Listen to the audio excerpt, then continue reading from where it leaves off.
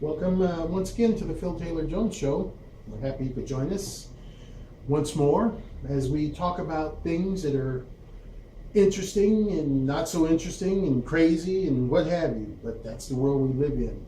We're going to be talking about Decision 2016, and we're going to talk about a has-been that's come back to life, I guess, in a way. We're going to talk about Bernie Sanders. I'm Phil Taylor Jones, your host, and let's talk about this old coot right now. Let me just read something that I found in some of my daily searches about this coot. Sanders, who was the most prominent independent in American politics, even before his run, is gradually embracing a role as a third-party critic, a spoiler of the spoilers, as Democrats contemplate ways to tramp down a protest vote for Johnson or the Green Party's Jill Stein. Sanders is already arguing that anyone who voted for him would set the movement back by voting against the bitchery Clinton. In an interview after the rally, the first in a 3-state weekend tour for Democratic candidates, Sanders said that Democrats and the media need to focus on Clinton's actual policies more than they have been in the campaign, one that's been dominated by back and forths about Trump's gaffes. This is not the time for a protest vote in terms of a presidential campaign, Sanders said. I ran as a third-party candidate. I'm the longest-serving independent in the history of the United States Congress. I know more about third-party politics than anyone else in the Congress, okay? And if people want to run as a third-party candidate, God bless them. Run for Congress, run for governor, run for state legislature. When we're talking about the President of the United States, in my own personal view, this is not the time for a protest vote. This is the time to elect Hillary Clinton and then work after the election to mobilize millions of people to make sure she can be the most progressive president she can be. The journey from Clinton primary foe to Clinton surrogate has been awkward for Sanders.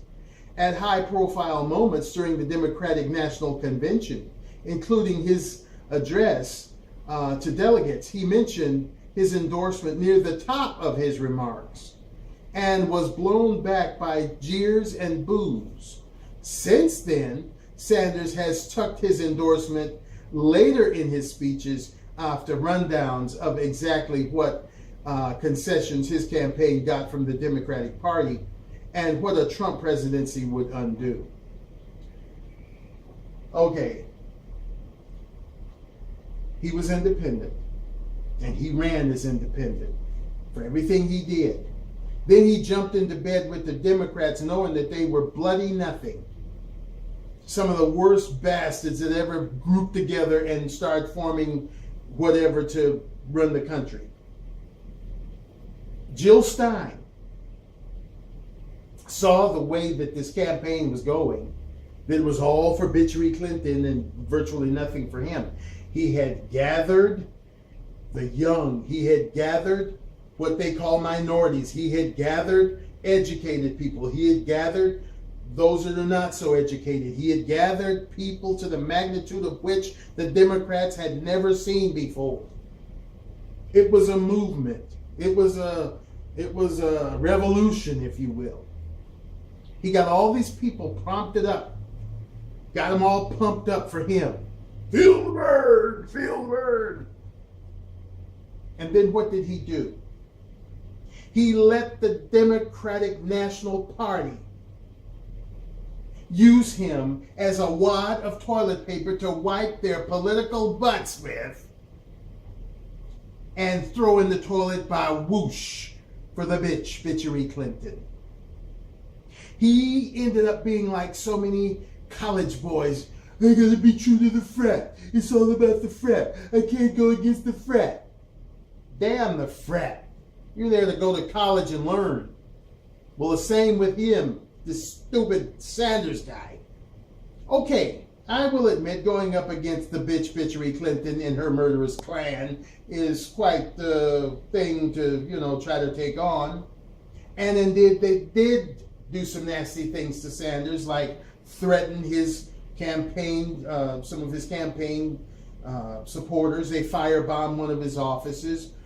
We won't say that the bitch did it herself, but we know how covert she can be. Look at how many bodies are in prison and are dead by dealing with her. But now, after all this is settled, you've sold out your people. You've left them hanging. After all of that, clamoring over you, you left them hanging. You deserted your people. Left them on the fence. Which way do I go? Do I go for Hillary Clinton? Do I go for this Trump creep? Which creep do I go for? Should I go for an independent? Should I cast a vote for Gary Johnson? Should I cast a vote for Jill Stein? What do I do? That's your fault, you gutless wonder. You left your people like that. So here's what you need to do. Since you decided to crawl in bed with the bitchery Clinton, and lick her up, your job is finished. You don't need to come to the forefront now and start screwing up things for Jill Stein. Who? Let me talk about Jill Stein. Let me talk about her. This woman is at the top of her game in the Green Party. She is the nominee. She beseeched you, Grandpa Sanders, to come on into the Green Party. Get back into the independents. Take her spot. She would then take the vice presidential spot. Beseeched you twice, you jackass. And you didn't even acknowledge the woman. This is how important that it is, she felt, that your program was, that your philosophy was, that would better the lives of American citizens, that she is willing to step down for you. And you didn't even flinch. You stayed true to the Democrats. You stayed true to the frat. Well, you need to either shut your damn mouth and go and spend time in your new home that you just bought, or grow a pair and crawl out of bed with bitchery Clinton and start telling people, your people that you left high and dry, you bastard, you old shrivel up bastard, that they need to vote for somebody other than these two idiots, Trump and Clinton. Well, we have to do anything to stop Donald Trump. Well, you're not voting for anything any better. Neither one of them are worth a crap. So why don't you either shut your old shrivel up mouth and go live in your new home, or grow a pair and start supporting somebody that possibly can make a difference in this country, you old bastard. Except you got anything, because I'm sick of talking about this old shrivel up bastard. No, not too much. It's kind of hard to find adverse stuff on Sanders, even though he does have some views that some people don't like. The socialism seemed to have went against him in his campaign trail. I was looking up some things about what he said about Clinton, and here's what I came up with. He had an interview with somebody, and for some odd reason it seems to have copied the entire conversation. Okay, here it is. He's talking about, responding about what his view on Clinton, because everybody knows he's against her supposedly, but now he's all of a sudden for her. Crawl right in the bed with her. So in this interview with The Nation, as the title of the show is called, he says, one second, that's where I am. I'm not going to sit here and say to you that Hillary Clinton is going to be great on all these issues with absolute confidence.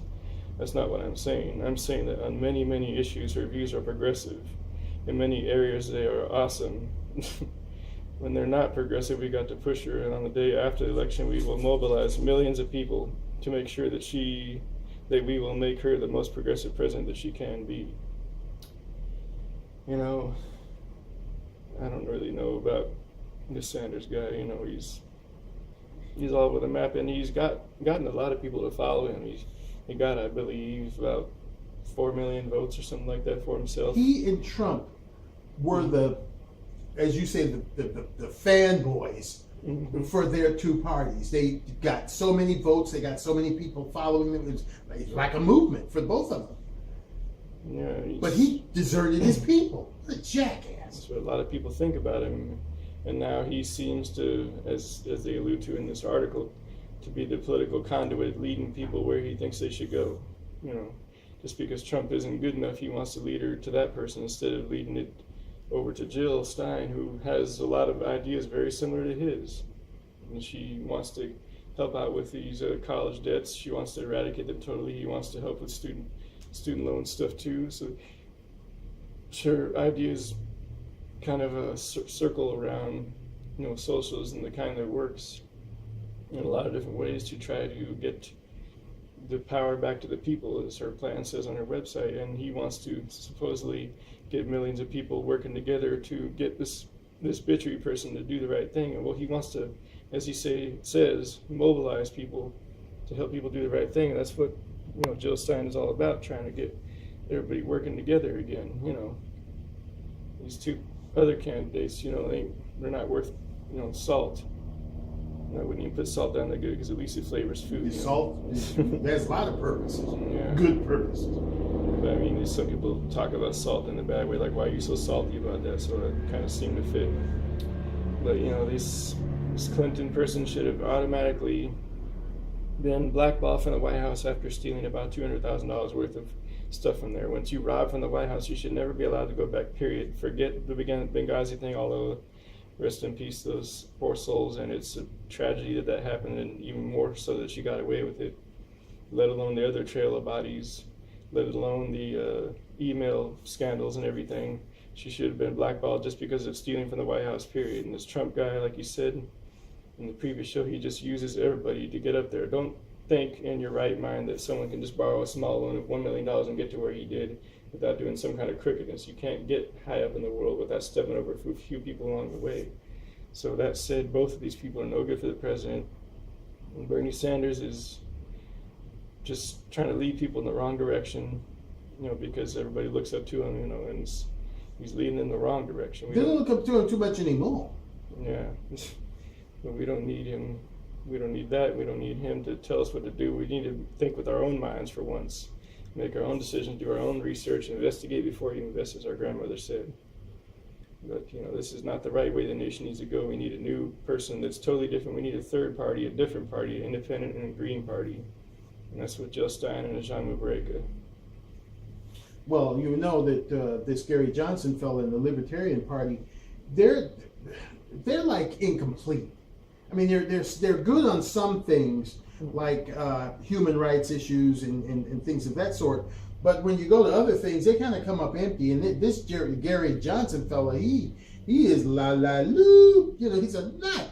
Mm-hmm. And so you can't go that way. Jill Stein, she, you know, like I said, and you said, embodies a lot of Sanders, you know, philosophies.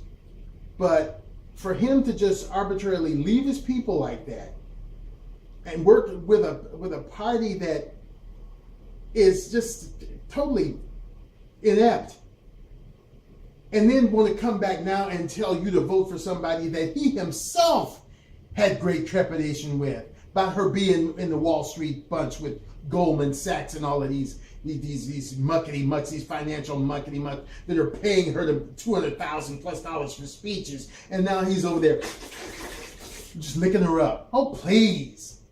You take your old gray ass somewhere and go to your home and shut up and leave the people to their devices. If they want to vote for a third party person, then they should have the right to do so. And all of you idiots out there doing, well, if you vote for them, you're just putting Donald Trump in office. If you vote for them, you're just putting Clinton. If you vote for Jill Stein, if you vote for Gary Johnson, you voted for Gary Johnson or Jill Stein. The magic comes in as to how damn many people vote for either one of these people as to whether or not they're going to get in there to be president. Because I guarantee you one thing, if we all as American citizens were to vote for Jill Stein, I bet you she'd become president. But the country is all split up between these idiots with all their slick speeches and all of their crap.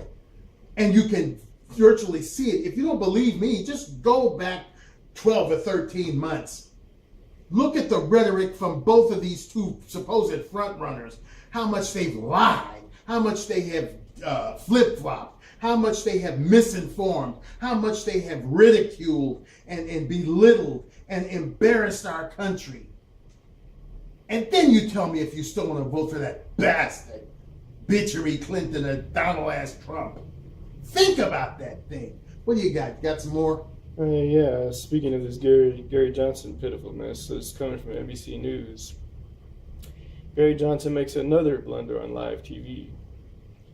Libertarian nominee Gary Johnson has gotten himself in hot water yet again after claiming, quote, nobody got hurt, unquote, in the recent attacks in New York, New Jersey, and Minnesota.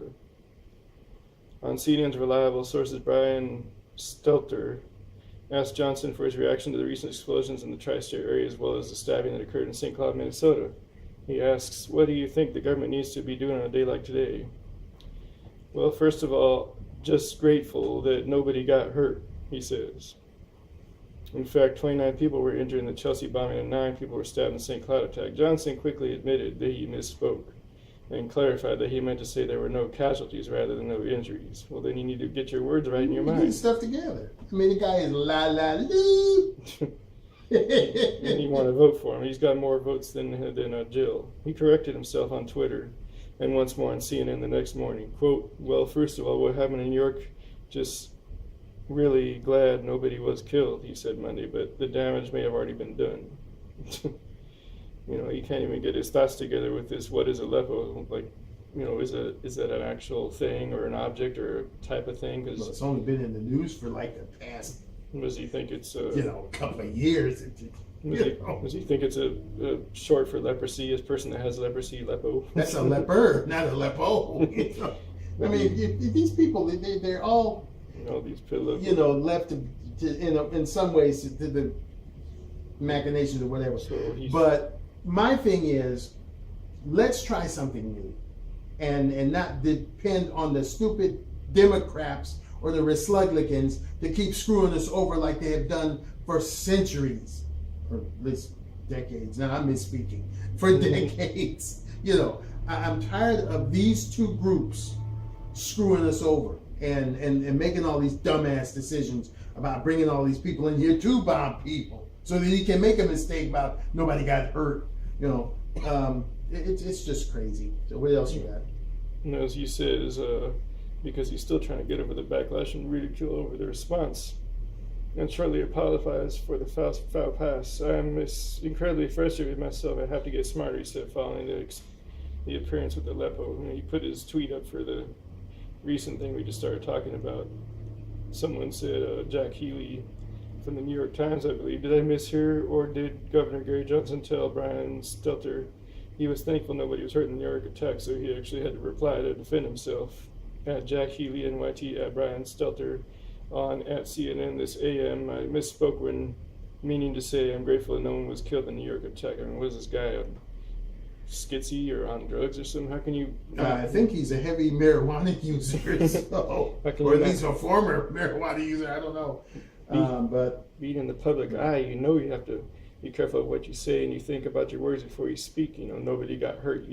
There's a big difference between hurt and killed. Jeez. But that's about it. Well, that's what we're dealing with this decision 2016. It's the nuttiest, silliest, stupidest event that I have witnessed in all these many years that I've been on this little green and blue planet called Earth.